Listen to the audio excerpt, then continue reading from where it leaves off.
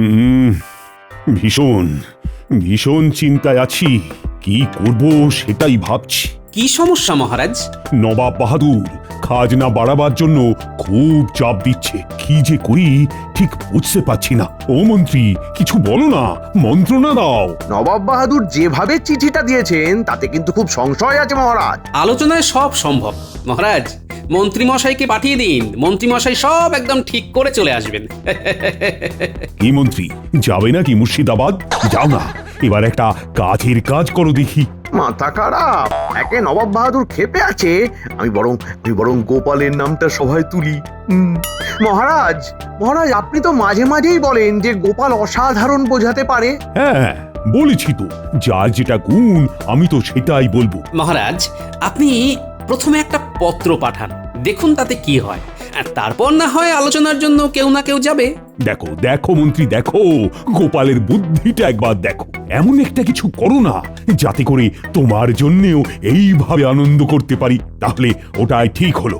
আমি একটা পত্র দেব, তাতে আবেদন করব খাজনা মকুবের। তাহলে গোপালের কথাই রইল। আমরা আশা করতেই পারি যে মহারাজের পত্রে নবাবের রাগ প্রশমিত হবে। হ্যাঁ, তাহলে আজকের মতো সভার কাজ এখানেই শেষ হলো।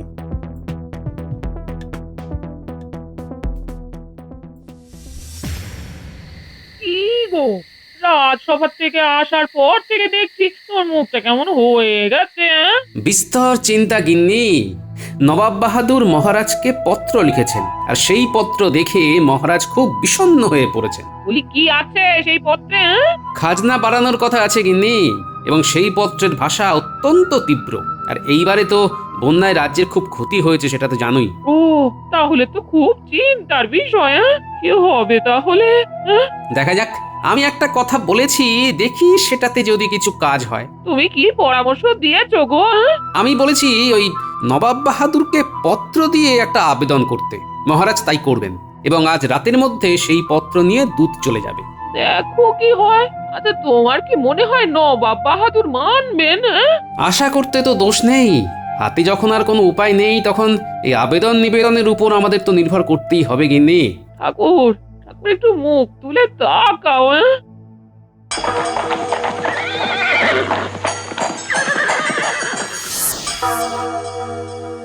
কি হবে জানি না। আবেদন তো করলাম, আমার দূত তো কাল সকালেই পৌঁছে যাবে। দেখি নবাব বাহাদুর কি উত্তর দেন। আমার মনে হয় কি জানেন মহারাজ, নিশ্চয়ই ভালো কিছু হবে, আপনি দেখবেন। তাই যেন হয়, তাই যেন হয়।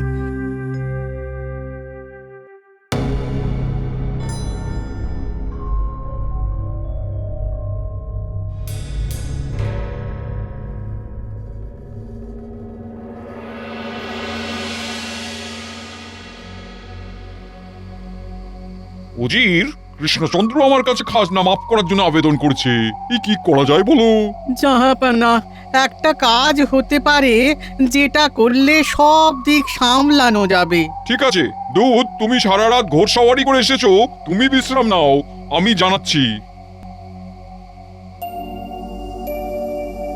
এবার বলো উজির, তোমার মাথায় কি পরিকল্পনা এসেছে যেটা করলে সব দিক সামলাতে পারবো? বলছি জাহাপানা, বলছি। সেটা হলো, বুদ্ধির পরীক্ষায় যদি আপনাকে হারাতে পারে তবে খাজনা মাফ হবে, না হলে হবে না। আর সবাই মোটামুটি জানে যে আপনার উপস্থিত বুদ্ধি সবার চেয়ে বেশি। বাহ বাহ বাহ বাহ বাহ, ঠিক বলেছো। তাহলে কৃষ্ণচন্দ্রকে চিঠি পাঠাই।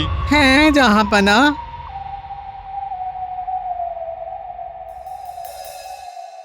খুব আশঙ্কায় আছি, কি হবে বুঝতে পারছি না। ও মন্ত্রী, তুমি কি বলো? আগে আমি আর কি বলবো মহারাজ, চিঠি পড়ে ওনার কি ভাবের উদয় হবে সেটা তো এইখান থেকে বোঝা অসম্ভব। তা অবশ্য ঠিক। ও রাজ্যতীষী, তুমি গণনা করে দেখো না। আমার গণনাকাল হয়ে গেছে মহারাজ। সামান্য বিপদ আছে, তবে কেটে যাবে, আমি আশাবাদী। আচ্ছা মহারাজ, ধরুন যদি নবাব আপনার চিঠিকে কোনো গুরুত্ব না দেন, তাহলে কি করবেন? এই দেখো, আবার কি উল্টো পাল্টা কথা বলছো তুমি। আরে শুভ শুভ বলো। মহারাজ, কিছু কিছু মানুষ আছে যাদের মুখ থেকে কোনো ভালো কথা বেরোয় না। গোপাল হলো সেই ধরনের লোক। মন্ত্রীমশাই, আপনি জানেন না সব সময় সবচেয়ে খারাপ কি হতে পারে সেটা ভেবে চলা উচিত। একদম সঠিক বলেছে বিজ্ঞান।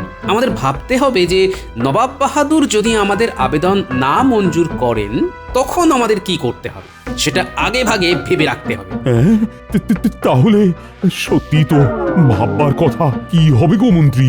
দেখুন মহারাজ, দেখুন কি হবে, কি হতে পারতো, এই সব ভেবে আগে ভাগে আতঙ্ক ছড়ানো ঠিক মানুষের কাজ নয়। ও গোপাল, তুমি কি ভাবছো যদি সত্যি এই রকম কিছু ঘটে তবে আমাদের কি করা উচিত?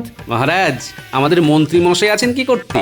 যদি এই রকম কিছু ঘটে আপনি পত্রপাঠ মন্ত্রী মশাইকে সোজা পাঠিয়ে দেবেন নবাব বাহাদুরের কাছে।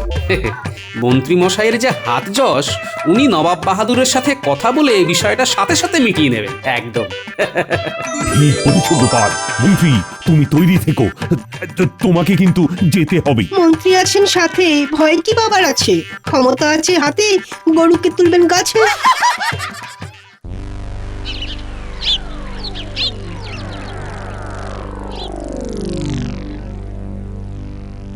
তুমি খুব ভালো বুদ্ধি দিয়েছো। আমার সাথে বুদ্ধির লড়াই করা সহজ কথা নয়। আমার কাছে হারলেই ব্যাস, খাজনা তো মাফ হবেই না, তার সাথে যে হারবে তাকে আজীবন কারাগারে বন্দি থাকতে হবে। কৃষ্ণনগরের মহারাজার মন্ত্রী কোনো কাজের নয়, আসবে তো গোপাল। গোপালকে আমি ঠিক সামলে নেব। এসো এসো, একটু বুদ্ধিতে শান দিয়ে নি। তুমি আমাকে কিছু বুদ্ধির প্রশ্ন করো। জাহাপনা, এক চোখ বুঝলে 1 মাইল দেখা যায়, তাহলে 2 চোখ বুঝলে ক মাইল দেখা যাবে? আরে 2 চোখ যদি বুঝি তাহলে কিছুই দেখা যাবে না। না না না না, এটা ওই মন্ত্রীর বুদ্ধির মতন প্রশ্ন হলো।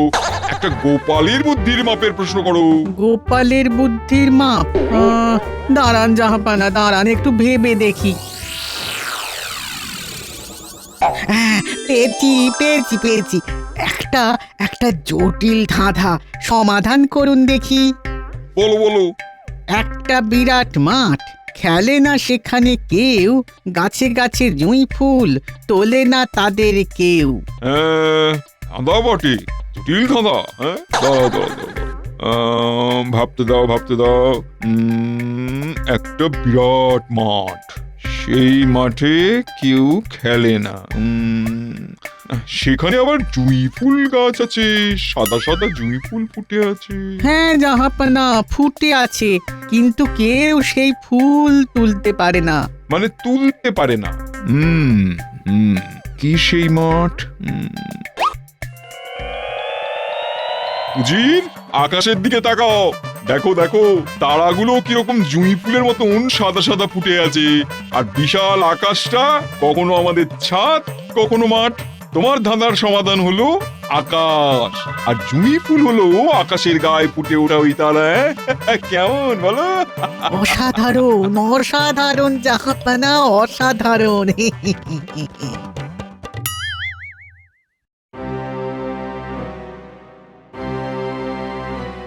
আপনাকে খুব চিন্তিত দেখাচ্ছে মহারাজ। হাতে ওটা কার চিঠি? কার আবার? নবাব বাহাদুরের চিঠি। তাহলে মহারাজ মন্ত্রী মশাইকে পাঠিয়ে দিন।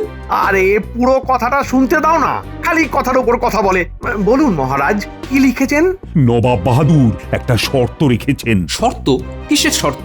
নবাব বাহাদুর লিখেছেন তাকে যদি বুদ্ধিতে হারাতে পারানো যায় তবে খাজনা মকুব, আর যদি হারাতে না পারে তবে খাজনা তো মকুব হবেই না, বরং তাকে কারাগারে থাকতে হবে চিরদিনের মতো। এই তো সুযোগ। আমাদের বুদ্ধিমান গোপালকে নবাব বাহাদুরের মুখে ছেড়ে দিতে হবে। নবাব বাহাদুরকে বুদ্ধিতে হারানো অসম্ভব। মহারাজ, আমার তো মনে হয় গোপালকেই নবাব বাহাদুরের কাছে বুদ্ধির লড়াইয়ে পাঠানো দরকার। আরে এটা আপনি বলবেন, তবে মহারাজ আমাকে বলবেন যে গোপাল তোমাকে যেতে হবে? আমি তো যেতেই বলছি, আমিই যাব। দেখলে তো মন্ত্রী, গোপাল তোমার আগেই ভেবে নিয়েছে যে ওই যাবে। তোমার মন্ত্রণা। মহারাজ, আমি তাহলে কালই রওনা হই। তুমি জয়ী হয়ে ফিরে এসো এই কামনা করি। আর হ্যাঁ, বাড়ি যাবার পথে খাজাঞ্চির কাছ থেকে 100 মোহর নিয়ে যেও। ওটা তোমাকে পথের খরচের জন্য দেওয়া হলো।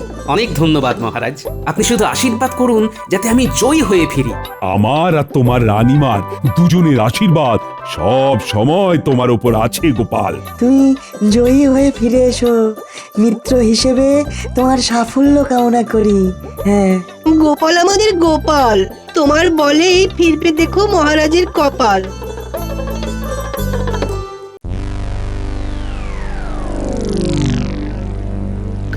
কি গো, এত রাতে কি গোছাচ্ছ? এই রাতে কোথাও যাবে নাকি? রাতে না গিন্নি, রাতে না, কাল সকাল সকাল বেরোবো, তাই এখন থেকে সব গুছিয়ে গাছিয়ে রাখছি। তুমি যাবেটা কোথায়? কাল সকালে আমি নবাব বাহাদুরের সাথে আলোচনা করতে যাব গিন্নি। মহারাজ আমাকে পাঠালেন। আসল ঘটনা কিছুতেই বলা যাবে না, বললেই তো কান্নাকাটি শুরু হয়ে যাবে। হ্যাঁ গো, তা মন্ত্রী মশাই কি বলছেন? আরে মন্ত্রী মশাই তো নিজেই আমার নামটা বললেন। বলো কি গো, তাহলে সুবুদ্ধি হয়েছে বলো? মানুষ কি চিরকাল এক থাকে গিন্নি? মানুষ তো বদলায়, তেমনি মন্ত্রী মশাইও নিজেকে বদলেছেন। যাকে এই কটা মোহর হাতে রাখো, বুঝলে? আমি যতদিন থাকবো না, বাজার দোকান তো করতে হবে নাকি? নাতি নাতনিদের দিয়ে এই কদিন একটু ভালো মন্দ কিছু খেও, বুঝলে? হ্যাঁ, আচ্ছা গো, আচ্ছা, আমাদের জন্য তোমাকে অত চিন্তা করতে হবে না। তুমি যে কাজে যাচ্ছ সেই কাজের দিকে মন দাও গে। নাও, এই তোমার গোছানো হয়ে গেছে, চলো এবার রাতে শুতে চলো। অনেক রাত হয়েছে গো।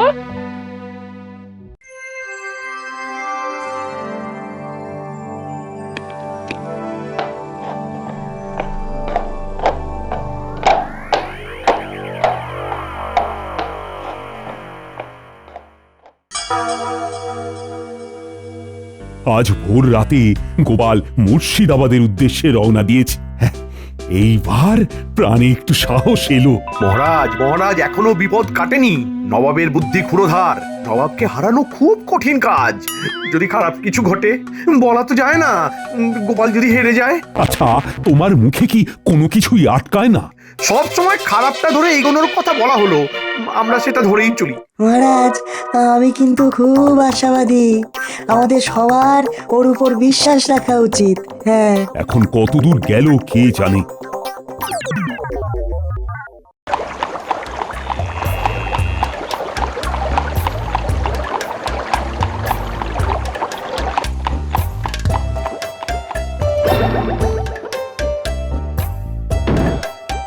কি হে থামালে যে? কি হলো, প্রকৃতির ডাক এসেছে?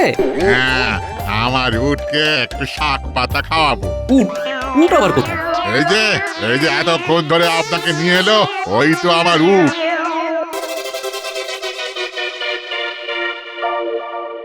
আরে, এটা তো গরু।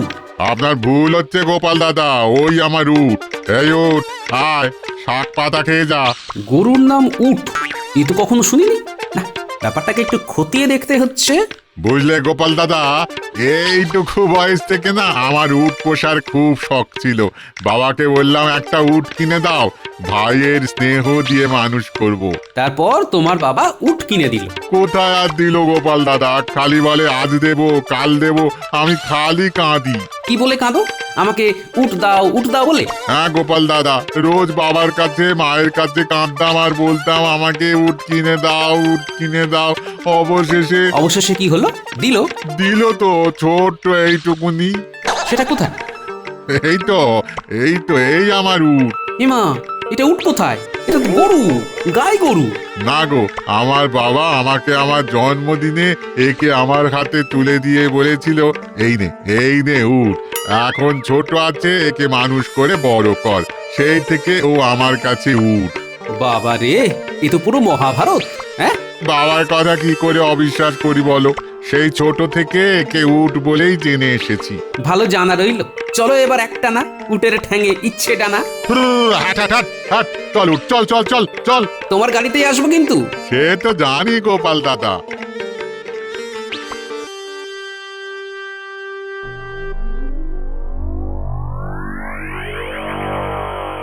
দূতের কথা মতো গোপাল আজ বিকেলে এখানে পৌঁছবে। আপনাকে কে বুদ্ধিতে হারাবে জাহাপানা? আপনার বুদ্ধির কথা সারা জগৎ জানে। গোপাল তো আপনার কাছে নস্যি। না, গোপালের সাহস আছে, আর বেরেনেও কিন্তু আসছে। জাহাপানা, গোপাল যদি হেরে যায় তাহলে গোপালকে কি আপনি কারাগারে বন্দি করে রাখবেন? হ্যাঁ, হেরে যাওয়া মানে শাস্তি পাওয়া। আমি এই বুদ্ধির লড়াই নিয়ে খুব উত্তেজিত। জিততে কার না ভালো লাগে, কি বলো উজির? সে তো ঠিক কথা। আর কিছুক্ষণ পরে গোপাল এসে পৌঁছবে। আমি গোপালের জন্য অপেক্ষা করছি।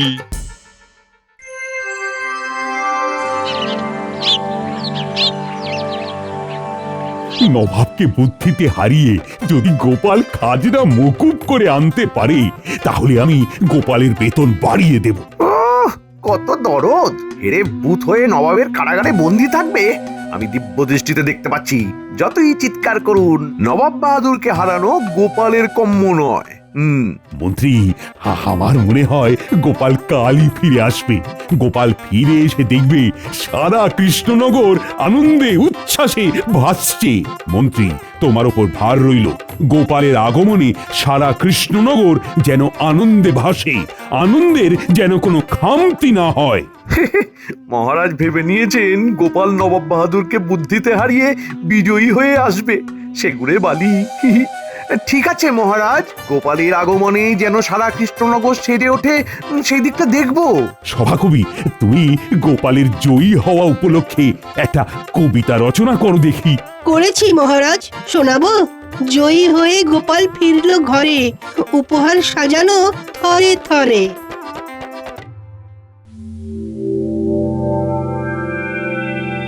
জাহাপনা, কৃষ্ণনগর থেকে গোপাল এসেছে, আপনার সাথে দেখা করতে চাই। ডাকো ডাকো, পাঠিয়ে দাও আমার কাছে। ওর জন্যই তো আমরা অপেক্ষা করছি। উজির, ব্যাস ব্যাস ব্যাস ব্যাস, গোপাল এসে গেছে। এবার গোপালকে হারিয়ে দিলেই আমার 16 কলা পূর্ণ হবে। কৃষ্ণচন্দ্রকে খাজনা মাফ করতে হবে না, আর গোপালকে কৃষ্ণনগর যেতে দেবো না। প্রণাম নবাব বাহাদুর।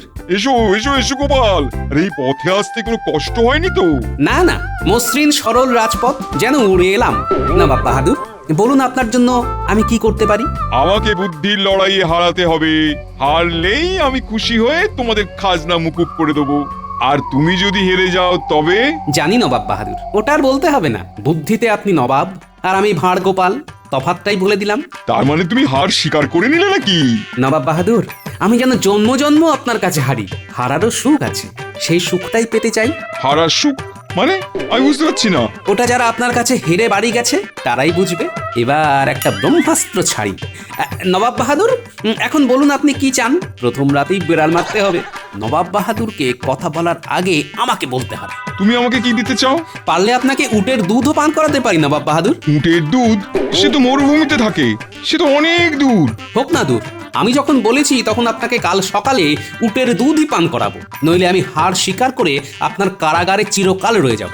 ঠিক আছে, কাল সকালে আমাকে উটের দুধ খাওয়াতে পারো, তবে তোমাদের খাজনা মুকুব। গোপালটা যে এই ধরনের বোকা সেটা জানতাম না। দেখ যাক, খাজনা আর মাফ করতে হবে না। ঠিক আছে নবাব বাহাদুর। এই শোনো, আমাকে বোকা বানিয়ে লাভ নেই। উট বলে কার না কার দুধ আমাকে খাওয়াবে, সেটা হবে না। হবে না তো? আপনার লোক পাঠাবেন, তার সামনে আমি উটকে ডাকবো, উট আসবে, উটের দুধ দুইবে, আমি আপনার লোকের সামনে সেই দুধ নেব, তারপর আপনার কাছে নিয়ে আসবো। ঠিক আছে? তুমি কাল সকালের মধ্যে উটের দুধ আমার জন্য আনবে। যে উট মরুভূমিতে থাকে সেই উটের দুধ কাল সকালের মধ্যে। আচ্ছা, কি করে যাবে? কি করে যাবে? উড়ে উড়ে? তবে তো যে তোমার সাথে যাবে তাকেও তো উঠতে হবে। কাল সকালের মধ্যে আপনি উটের দুধ পাচ্ছেন। আমি মরুভূমি থেকে আনি কি সমতল থেকে আনি সেটা কোনো ব্যাপার নয়। উটের দুধ খাওয়া আর সেটা পান করা নিয়ে কথা। ঠিক আছে ঠিক আছে, তুমি এখন বিশ্রাম নাও। তুমি পথশ্রমে খুব ক্লান্ত। ধন্যবাদ নবাব বাহাদুর। প্রহরী, যাও গোপালকে বিশ্রামাগারে নিয়ে যাও। আচ্ছা উজি, এই গোপাল সুস্থ আছে তো? কোনো শোক তাপে মাথা খারাপ টারাপ হয়ে যায়নি তো? না জাহাপানা, মাথা খারাপ হলে মহারাজ কি পাঠাতেন? তা অবশ্য ঠিক, উজির, আমি এত সহজে জিতে যাব এটা তো আমি ভাবতেই পারছি না। তার মানে গোপাল সম্পর্কে যে সমস্ত কথা শোনা যায় সেগুলো সত্য নয়, আসলে গোপাল বোকা। তাহলে কাল সকালে উটের দুধ। এসো, এইখানে উটকে বেঁধে রেখেছে। ও ভাই গাড়োয়ান, তুমি কি উটের দুধ দিয়েছো? না, এইবার দুইব। আপনি পান করবেন গোপাল দাদা? না, আমাদের নবাব পান করবেন তোমার উটের দুধ। ভালো তো? ভালো মানে এত ঘন আর সুগন্ধওয়ালা দুধ আপনি কোথাও পাবেন না। আমার উটের দুধ হচ্ছে সবচেয়ে সেরা। কই তোমার উটকে নিয়ে এসো দেখি। আয় আয় উঠ, আয় আয় আয় আয় আয় উঠ, আয় আয় আয় কাছে আয়, কাছে আয় আয় আয় আয় আয় আয় আয় আয়, এবার তো দুধ দুইব। হ্যাঁ হ্যাঁ, লক্ষ্মী মেয়ের মতো দাঁড়িয়ে থাকবে কিন্তু। হ্যাঁ হ্যাঁ হ্যাঁ। এই, এটা উট কোথায়? এটা তো গরু। একদম ভুল কথা বলবেন না, এ গরু নয়। এই ছোট্ট কাল থেকে জেনে এসেছি এ আমার উট, আর এখন আপনি এসে বলবেন এ গরু?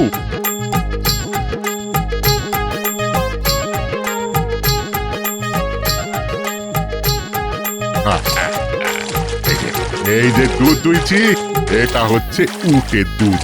কি বুঝলে বাবা প্রহরী? এটা কিসের দুধ? উটের দুধ। এই যে দুধটা নিয়ে যাচ্ছি, এটা কিসের দুধ? উটের দুধ। নবাব বাহাদুরকে গিয়ে কি বলবে? যে এটা উটের দুধ, যাব না।